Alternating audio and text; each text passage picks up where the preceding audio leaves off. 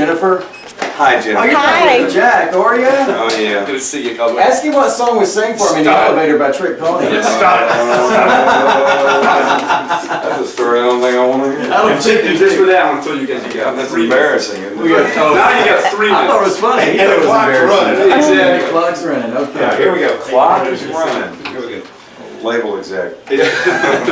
We're live with Dwight Yoakam at Emerald Studios. This is a great honor for us. We've met you a couple times, had a chance to talk to you at different radio and records functions, but it's great to get you on the radio to talk to us for a few minutes. We appreciate you taking the All time. right, it's good to be here. It's good to see you guys down here. Yeah. You put on a show in Beaumont, it's been several years back. That was Boy, 1993. Was it 93? Yeah, Okay. Now, the This Time tour. Yeah, That's right. That was it. And boy, that was such a great show. Of course, We had a great time. We've always had a great time with the fans in that part of Texas. Yeah. We just finished our tour in Texas. I said, you know what?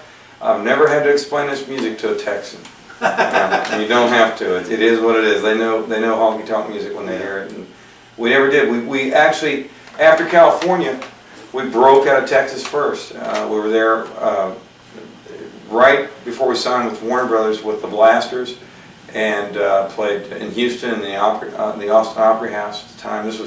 That's been 15 years ago. Wow. Our first tour off the West Coast, and like I said, from the get-go, didn't have to explain it to the Texans. Well, do you find a lot of similarities between the Bakersfield area and Texas? Well, yeah, there's their own. The Californians, it's a Western thing. I think you get that. You start to go Texas and West, and Texas, although it's a southern state. And below the Mason-Dixon and all, it's really uniquely Texas. Yeah. And it's unlike anywhere else in the country or the world. And its musical tastes are also, I think, emulative of that. And same way that California's kind of always had its own kind of identity. Interestingly enough, Bob Wills took his Texas Playboys and really became nationally famous and world famous on the West Coast. His first success came in the 30s when he took his band out to the West Coast and started touring up and down the West Coast, then ended up in films with the band, and that's where he became, And you wouldn't think that. nationally. You'd think that it happened out of. So there's an affinity, I think, between Texas and California. There's always been that kind of,